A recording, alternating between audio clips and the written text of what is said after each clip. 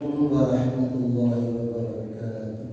Waalaikumsalam warahmatullahi wabarakatuh. Innal hamdalillah alladzi nasta'inuhu wa nastaghfiruh wa na'udzu billahi min shururi anfusina wa sayyiati a'malina may yahdihillahu fala mudilla lahu wa may yudlil fala hadiya lahu. Asyhadu an la ilaha illallah wa la haula wa la quwwata illa billah wa asyhadu anna Muhammadan abduhu wa rasuluhu la nabiyya ba'da. Allahumma sholli wa sallim wa barik ala Muhammadin wa alihi wasallam ajma'in. Rabbi zidni ilma wa zidni fahma. Allahumma anta rabbi la ilaha illa khalaqtani wa ana 'ala abdika wa abdika mastata'tu. A'udzu bika min syarri ma sana'tu abu'u laka bi ni'matika 'alayya wa atubu ilaik. Waghfir li fa innahu la yaghfiru Allahumma na'udzu bika min al-hammi wal hazan wa a'udzu bika min al-kasali wa na'udzu bika min al-jubni wal bukhli wa na'udzu bika min al-kadhibi wal fujur. Saudara sekalian rahimakumullah, puji syukur kita panjatkan kepada Allah kula panjenengan sami bisa rawuh di majelis salat jamaah yang dilanjutkan dari majelis ilmu hingga nanti waktu isya tiba. Mudah-mudahan yang kita berangkat dari rumah kita masing-masing ikhlas karena Allah Ta'ala, senantiasa Allah Ta'ala catat sebagai amal yang soleh dan solehah yang telah mengajari kita akan menerima pahala dan ampunannya. Saudaraku sekalian, kita sudah membahas ketiga kalinya saat ini masih tentang sholat berjamaah.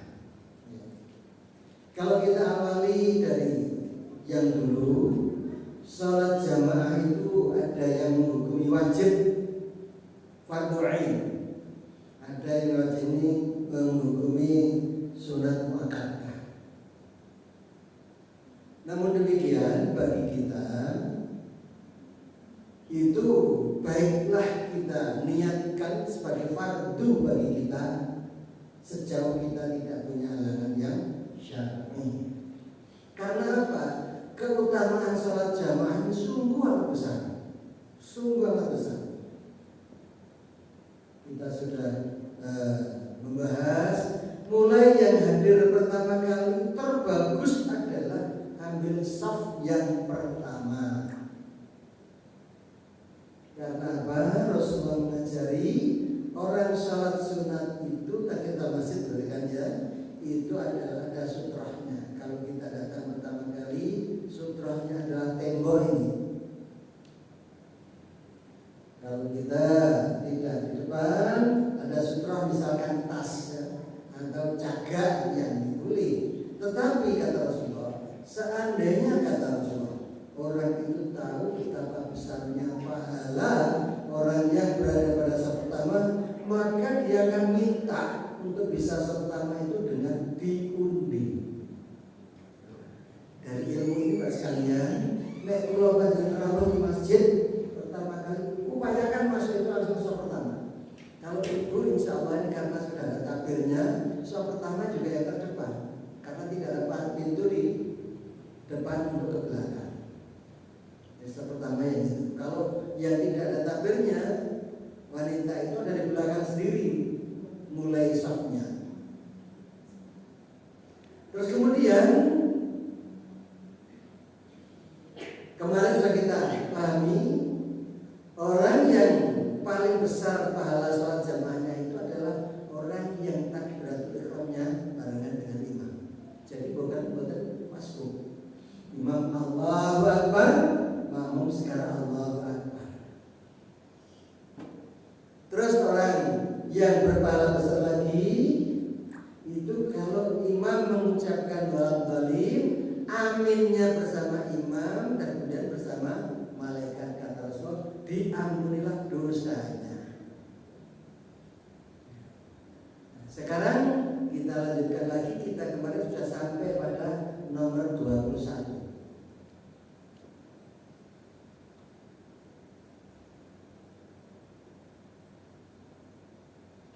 Insya Allah ini malam hari nanti kita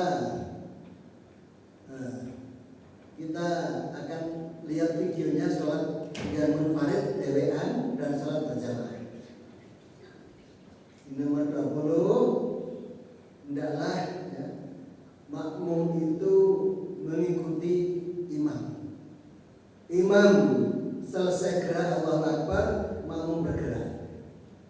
Imam ucapkan sami Allahu liman hamidah, makmum Rabbana wa lakal hamd, baru gerak. Jadi jangan sampai mendahului, jangan sampai ngareni. Karena kalau mendahului dan ngareni dan mendahului jelas ada dalilnya, kalau dia memasar akan berubah wajah kita, kepala kita jadi kepala keluarga. Lek ngareni misalkan, karena Mas Bung datang Al-Fatihah aku belum selesai, atau waktu sujud doaku belum selesai. Imam sudah takbir Allahu Akbar tasyahud atau tahiyat, makmum masih sujud terus. Itu namanya keluar dari jamaah.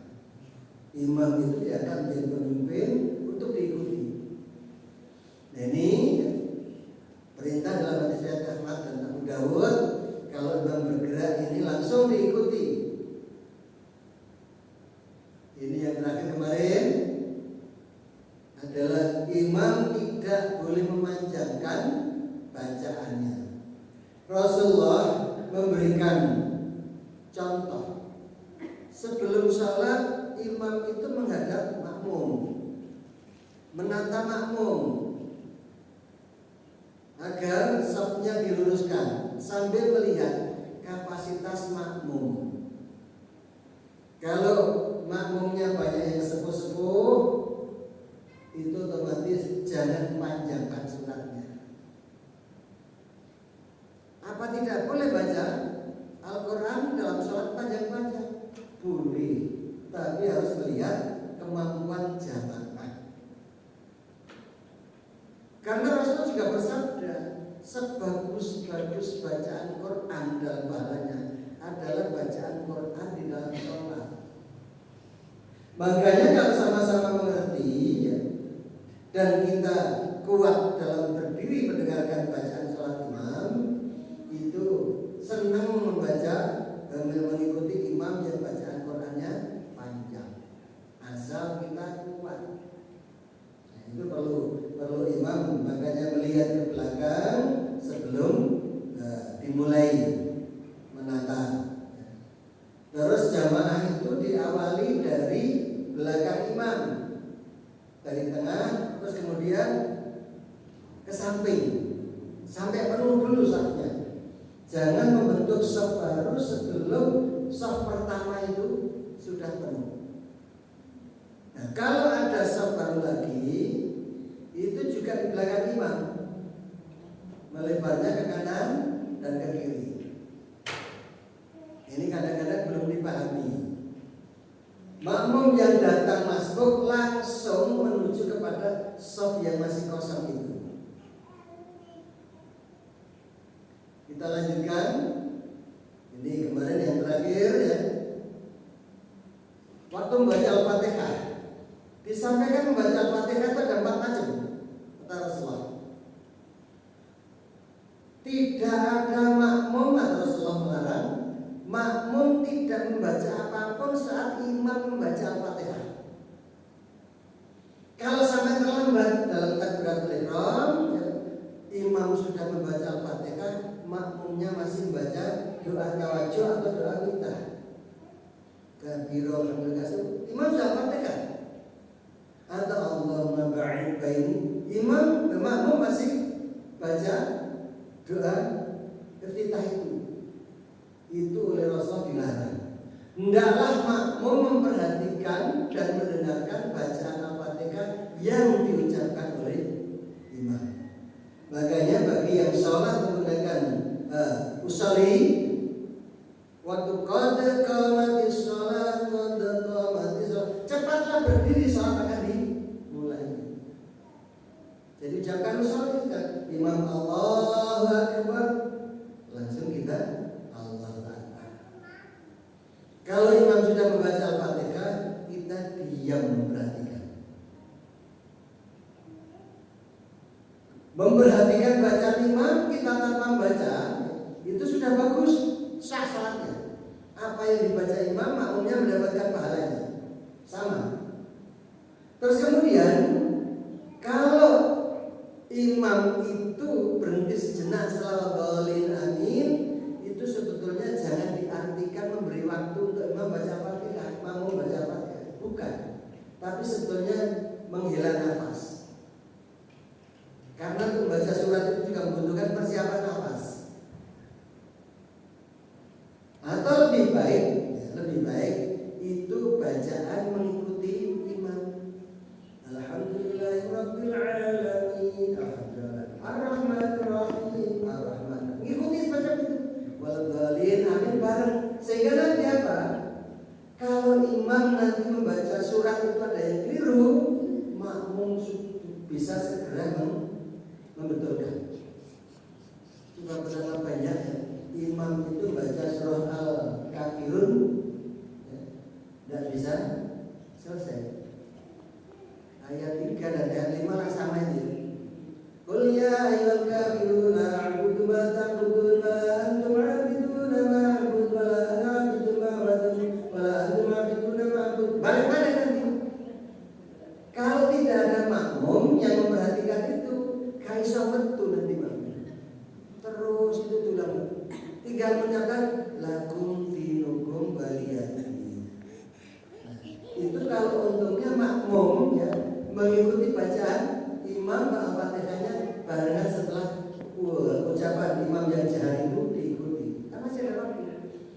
Ar-Rahmanir-Rahim, Ar-Rahman, Maliki Yaumiddin, Maliki Yaumiddin.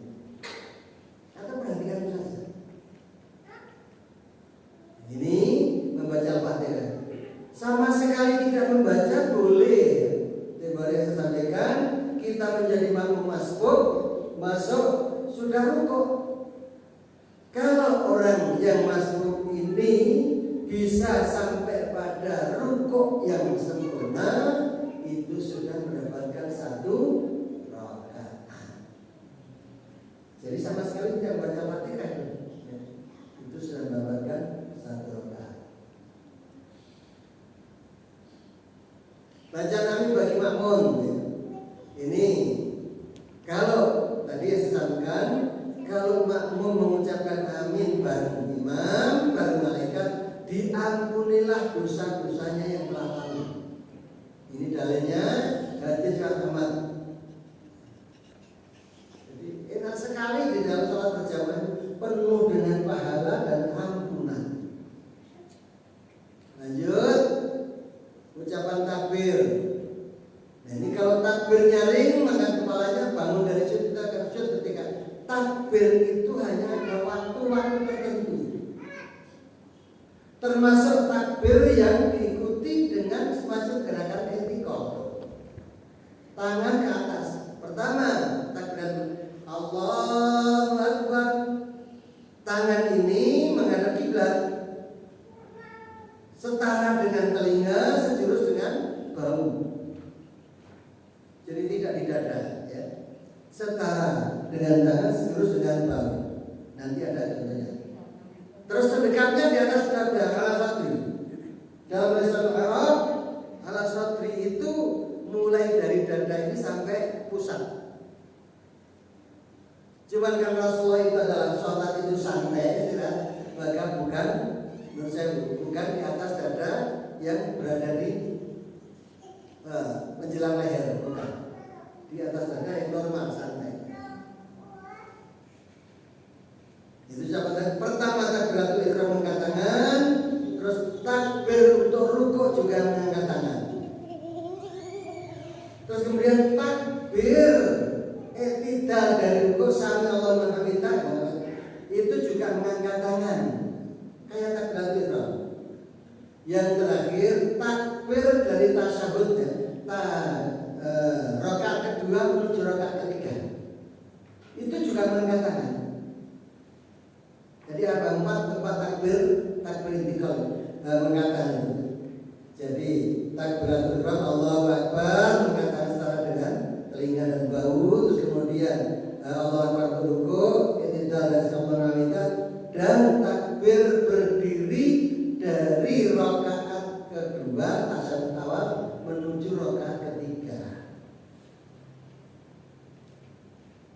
Ini perlu dipahami sehingga kalau kami tidak keliru.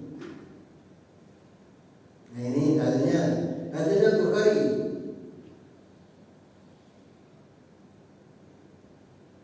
Jangan mendahului gerak imam.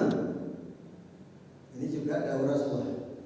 Makanya makmum kadang-kadang mengingatkan. Jadi kalau sudah qamati sholat, sudah berdiri siap sholat, jangan membicarakan apapun selain urusan sholat. Iling pas sudah qamati sholat, sampeyan enggak boleh gak ono yang sekedar jejer. Tidak, jangan berbicara masalah apapun kecuali untuk urusan sholat.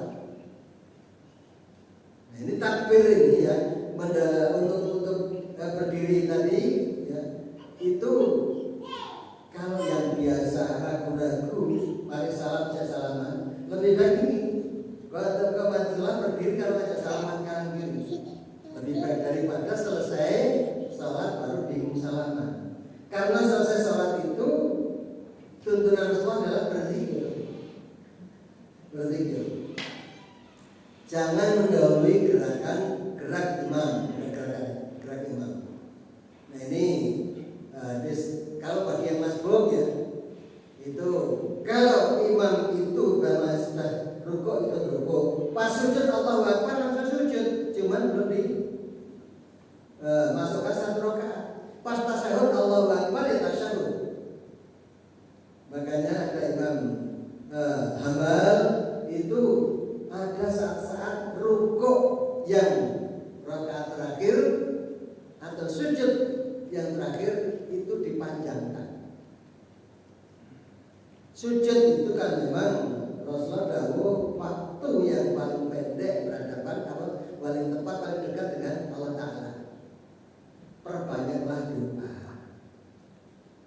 Nah, Imam Salaf itu memperpanjang itu selain bisa memperbanyak doa juga membuat orang-orang yang masuk bisa langsung Allahu Akbar masuk dalam jamaah sholat.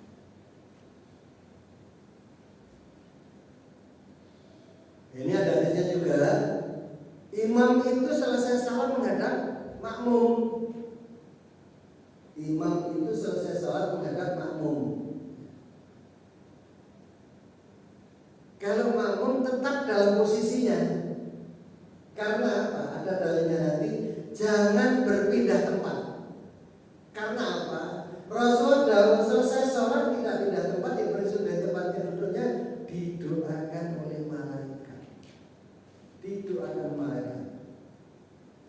Nah, kalau sudah tahu begini, insya Allah kita akan menepati apa yang diturut Rasulullah. Jadi selesai salam ke kanan salam ke kiri, tidak mencari tempat yang longgar. Biarkan dulu lah. Untuk sekedar selesai zikir baru berpindah. Ini selesai salam imam dan makmum. Salah satu yang dipraktikkan oleh Rasulullah adalah saat menghadap makmum selesai salat itu ada orang yang masbuk. Sementara jamaah sudah selesai semuanya. Kemudian Rasulullah menyuruh salah satu jamaah itu untuk ngancani berjamaah bagi yang baru datang. Antum akan mendapatkan pahala sholat berjamaah, sementara yang ngancani ini juga mendapatkan pahala. Itu namanya sholat sodakoh. Jadi ada istilahnya Rasulullah itu sholat sodakoh.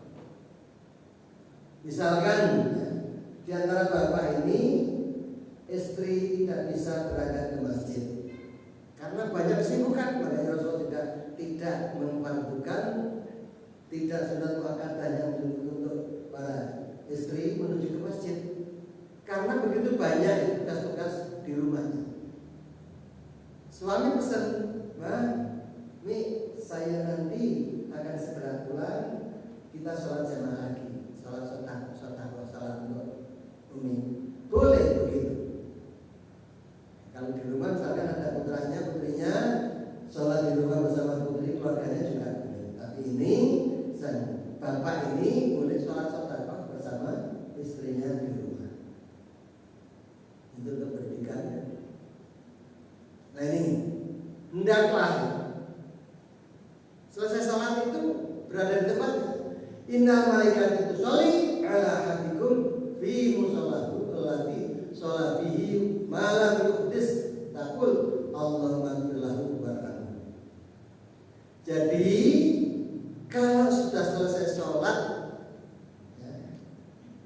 Jangan kita segera pindah tempat.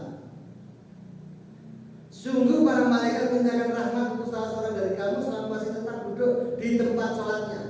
Ada hadis mengatakan sebelum beringsut dari tempat duduknya dan belum berhadis, maka malaikat mendoakan orang itu dan Allahumma ighfir lahum warhamhum.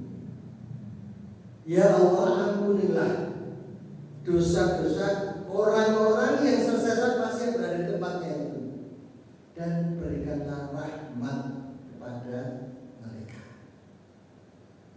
Kalau sudah begini, mantap. Sing dungan ini malaikat. Malaikat mendoakan kita, malaikat yang tidak pernah berdosa ya, mendoakan, mendapatkan ampunan dan mendapatkan rahmat.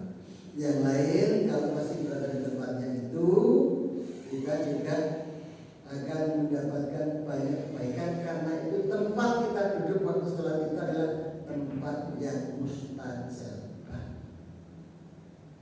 Kalau kemarin saya datangi, waktu antara adzan hingga iqamah itu adalah waktu yang mustajabah. Ini ada tempat yang mustajabah, adalah tempat di mana kula panjenengan melakukan sholat jamaah.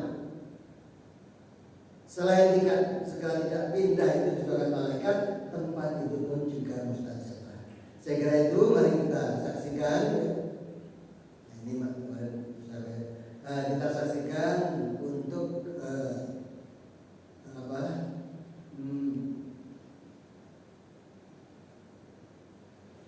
filmnya pendek.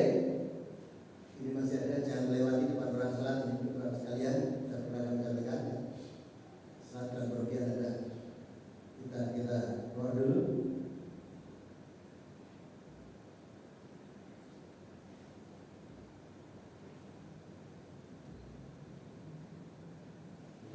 Ya.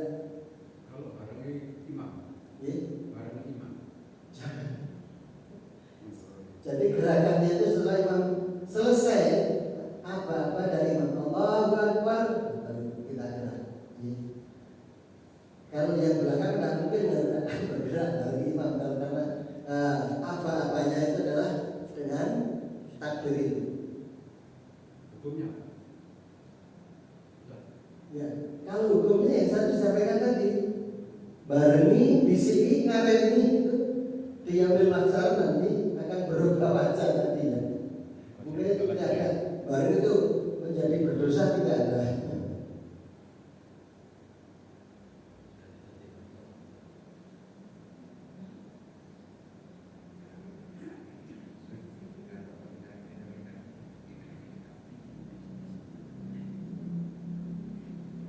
Insya Allah Bapak Ibu sekalian, kalau kita tahu tuntunan Rasul begini, ternyata apa yang disampaikan itu adalah mendatangkan pahala, mendatangkan ampunan, kita akan lebih bersemangat.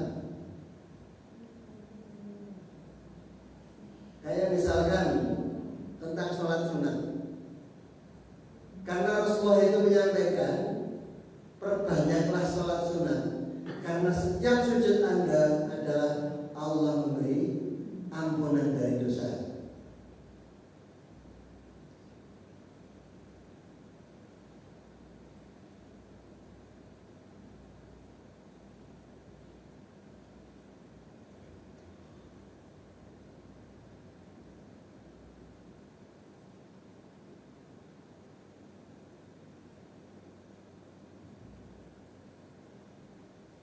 Ini saya infal dulu sampaikan. Ini dari putusan tarjih.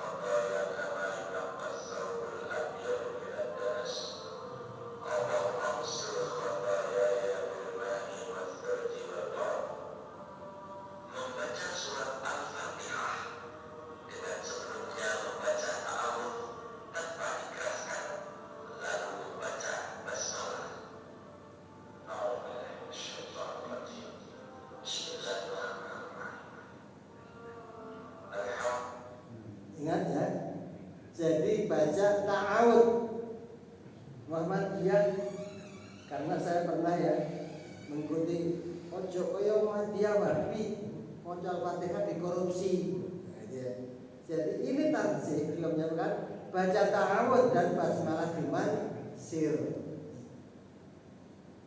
Jelas ini dari masih tarjih.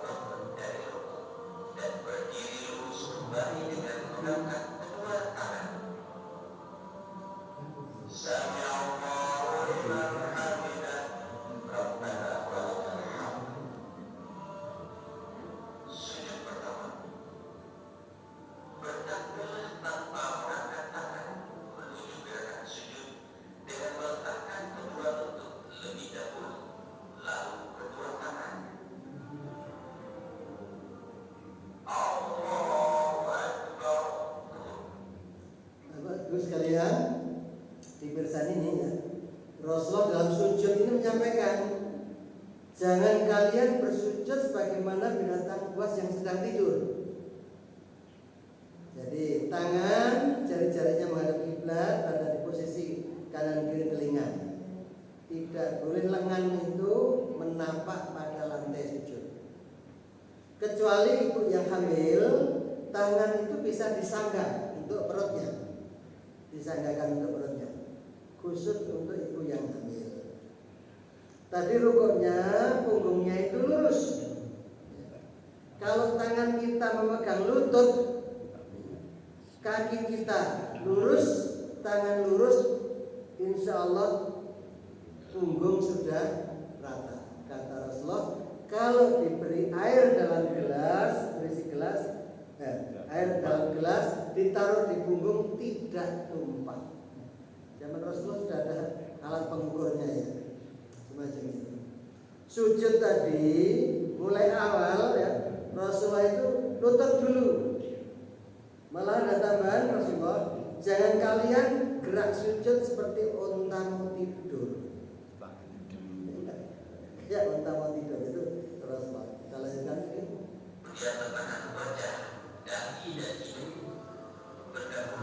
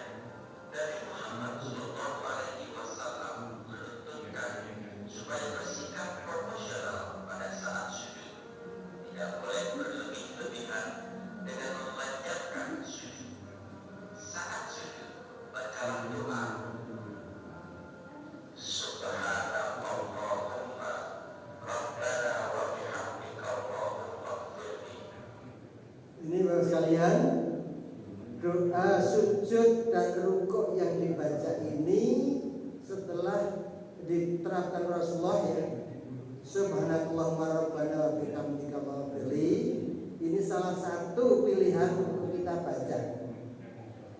Perintah yang dilakukan ini setelah Rasulullah menerima wahyu surah An-Nasr.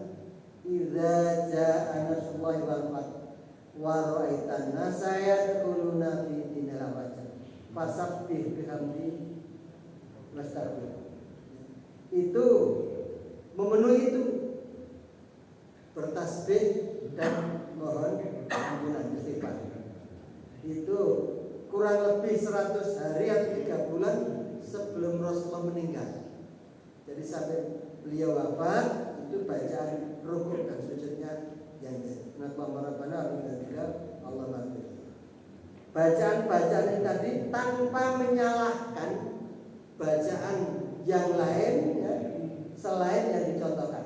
Dan contoh yang dipilihkan oleh majelis tarjih pimpinan pusat bawah. Panjenengan baca subhanarabbil azim waktu rukuk, subhanarabbil a'la waktu sujud monggo. Doa kita diganti doa tahajud, kabiro alhamdulillah kasiro monggo, tidak disalahkan. Cuman Mas Tarjih memilihkan bacaan-bacaan itu yang mudah dan bermakna sangat dalam, tanpa menyalahkan lain.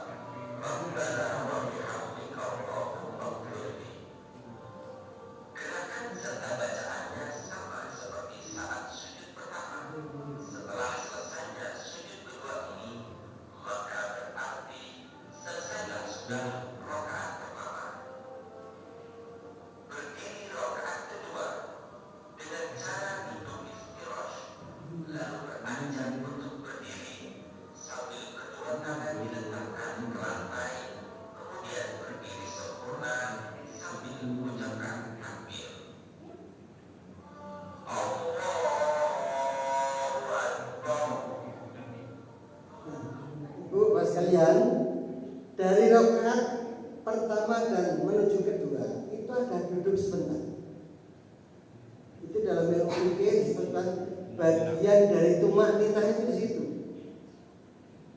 Bagian dari tumakninah itu. Jadi bukannya orang lupa ya. Jadi dari sujud menuju ke rakaat kedua itu ada duduk sebentar tadi. Itu tumakninah dalam gerakan. Kita lanjutkan.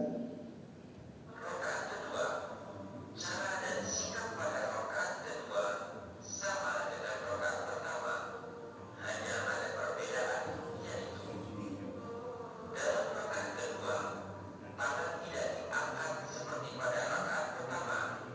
Takbiratul ihram cukup membaca takbir dan langsung membaca surat Al-Fatihah. Jelas ya, dari rakaat pertama menuju rakaat kedua tangan tidak diangkat seperti bagaimana takbiratul ihram.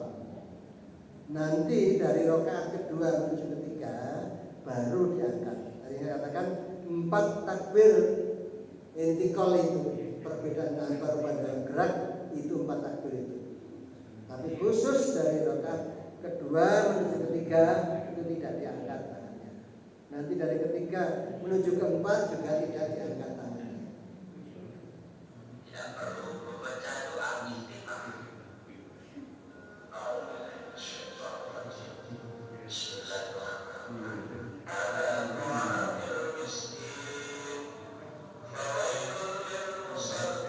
Kita percepat dulu sih.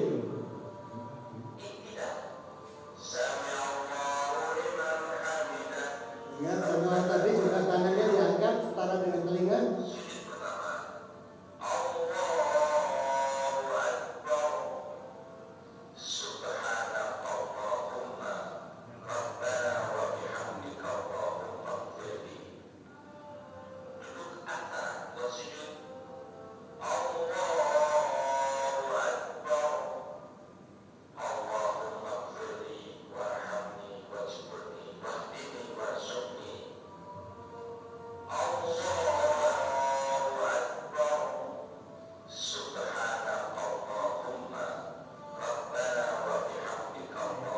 Perhatikan ini nanti duduk untuk tasyahud. Langsung menuding ya. Langsung. Lihat jarinya tidak digerak-gerakkan. Ini masih tarjih menuntut tidak digerak-gerakkan.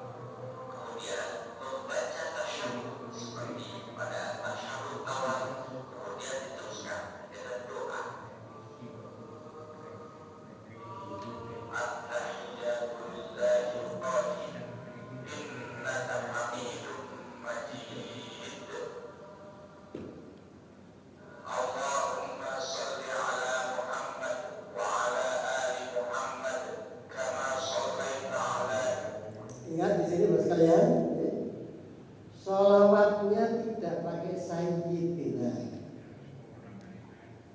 Dari pengurus tarjih, karena sayyidina silahkan dipakai, tidak apa-apa, asal di luar sholat. Jadi orang Muhammadiyah atau tarjih Muhammadiyah tidak anti ucapan sayyidina, tapi diucapkan di luar sholat. Ini perlu diketahui ya.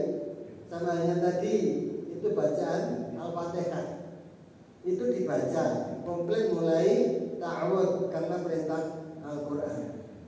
Idza qara'tal Quran fasta'id billah minasyaitonir rajim. Siapa yang membaca Al-Quran ucapkan ta'awud. Jadi kita biar paham bahwa Muhammadiyah tidak mengkorupsi Al-Fatihah, Muhammadiyah tidak anti sayyidina. Karena Pak sholat itu adalah tuntunan dari Rasulullah yang hak prerogatifnya Rasulullah. Jadi tidak boleh ada manusia yang menambah atau mengurangi apa yang sudah dicontohkan oleh Rasulullah. Mungkin itu kalau sholat jamaah sama. Kalau kita misalkan ya, jadi gerakannya tadi saya sampaikan, jangan membarengi, jangan dahului. Kalau kita karena sudah tahu sholat jamaah itu sangat besar artinya, maka kapanpun dan dimanapun untuk sholat lima waktu upayakan berjamaah. Upayakan itu. Di rumah, di perjalanan silakan untuk berjamaah. Kalau misalkan kita dalam perjalanan mampir di suatu masjid, melihat di situ ada orang sholat, kita langsung dekat, tidak usah nyablek, kita cukup dekat di sebelah kanannya kalau sendirian. Kira-kira hanya beda satu kaki, langsung mengikuti. Kalau laki dengan laki, ibu dengan ibu. Kalau nanti ada yang kedua, bisa sebelah kirinya, ada yang ketiga, bareng-bareng makmumnya mundur. Itu caranya dalam sholat berjamaah. Saya kira itu sebelum berakhir mungkin ada yang bertanya, mohon Bapak Ibu. Iya Bapak. Assalamualaikum Ustaz. Ustaz tadi menjelaskan kalau seorang ayah sholat jamaah di masjid sementara istri dan istrinya sholat di rumah. Ya. Kalau tidak salah saya mendengar ada sholat saudara. Iya. Mohon maaf saya baru pertama kali mendengar. Niatnya bagaimana? Itu istilahnya dasarnya apa? Mohon maaf saya tidak tahu. Ini perintah Rasulullah yang bagaimana tadi? Rasulullah waktu selesai sholat menghadap makmum. Ya. Jadi kalau semuanya sudah selesai, ada orang datang bingung menyuruh salah satu jamaah itu untuk bersedekah sholat dengan orang yang baru datang. Nah, itulah dasarnya pengirahan semua itu, sehingga kita juga bisa sholat sedekah untuk keluarga kita. Kalau keluarga kita di rumah tidak bisa sholat jamaah. Gitu niatnya itu bagaimana? Misalnya sholat nanti, saya nanti sholat isya di rumah, istri saya tidak bisa sholat. Saya ingin menjadi imam dengan niat sholat sedekah istri dan anak saya. Niatnya bagaimana? Mohon maaf saya baru tahu. Sholat sedekah sebetulnya Pak, kalau di dalam pemahaman tarjih, niat yang diucapkan itu hanya dua. Adalah waktu untuk niat haji dan niat umrah. Labbaik Allahumma hajjan dan labbaik Allahumma umratan. Kalau di dalam putusan tarjih itu niat itu letaknya dari hati semuanya. Sebetulnya memang setiap amal itu harus diawali dengan niat. Cuman lafaz niat itu yang oleh Rasulullah tidak semuanya dijelaskan kecuali haji dan umrah. Nah, niat tetap ada. Bagaimana? Niat salat sedekah dengan istri, Allahu Akbar. Jadi tidak semuanya terucapkan atau diucapkan. Yang paling gampang itu. Saya pernah ditanya waktu mau sholat dalam perjalanan mau sholat diringkes di jamak qashar, di jamak zuhur dengan asar jadikan satu, terus kemudian hanya setelah qomat karena sudah kosong, ada qomat Allahu Akbar untuk sholat zuhurnya, misalkan kita jamaah awal ya. Selesai salam, selesai qomat lagi, selesai terus jamaah lagi, zuhur kemudian asar. Niatnya bagaimana? Saya pernah ditanya, niat jamaah apalagi kosong gimana? Niatnya di dalam hati, saya sekarang untuk sholat jamaah. Nek diapalkan kangelan Pak ya. Jadi usolli sunatan, usolli fardol itu kabeh diapalkan kangelan gitu. Ya, di dalam putusan marji niat itu letaknya di dalam hati. Semua kelakuan kita pasti ada niatnya. Mau ke pasar ada niatnya, tidak diucapkan. Mau datang ke rumah cucu juga ada niatnya, cuma tidak diucapkan. Aku niatin sunnah bukan ngomai putuku, numpak sepeda motor, engko mampir warung sik tuku jajan, kan mboten. Usolli fardhu dhuhri sarwana niatin salat wajib zuhur 4 rakaat karena lillahi taala Allahu Akbar. Kan diucapkan itu. Kalau dalam putusan tarjih niat dalam hati. Mulai satu lagi. Iya, monggo. Saya pernah mendengar ceramah beberapa ustaz. Contohnya ketika ada berbagai macam versi. Betul ada 8 maknanya. Sementara dari hasil besar Tajim Muhammadiyah itu yang empat. Saya pernah mendengar di YouTube itu Ustaz Adi Hidayat menafsirkan.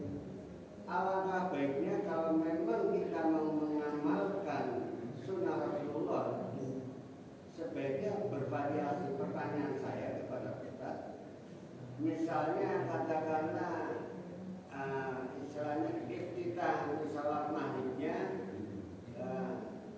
usolli terus Allah Akbar kabira misalnya, terus salat isyanya berbeda, apakah diperkenankan? Boleh.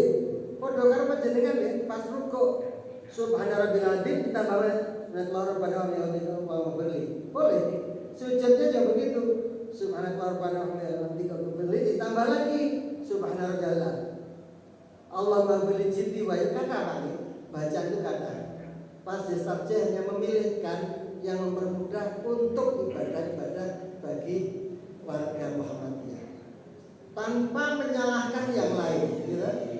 Itu yang dipilihkan saja, tanpa menyalahkan yang lain. Kayak Sayyidina tadi, Muhammadiyah tarjih menyampaikan tidak pakai Sayyidina sewaktu di dalam sholat, karena baginda Sayyidina itu adalah pujian untuk Allah saja. Maksudnya apa lagi? Iya. Wonten Ibu? Wonten nggih, Bapak? Kalau sikap ya. Ya matur nuwun mugi-mugi kita ngaji menika semuanya menjadi ilmu yang barokah dapat kita laksanakan karena apa-apa yang kita ketahui bisa mendorong kita melaksanakan ibadah khususnya sholat jamaah ini dengan lebih baik lagi. Mudah-mudahan Allah menuntut kita. Mari kita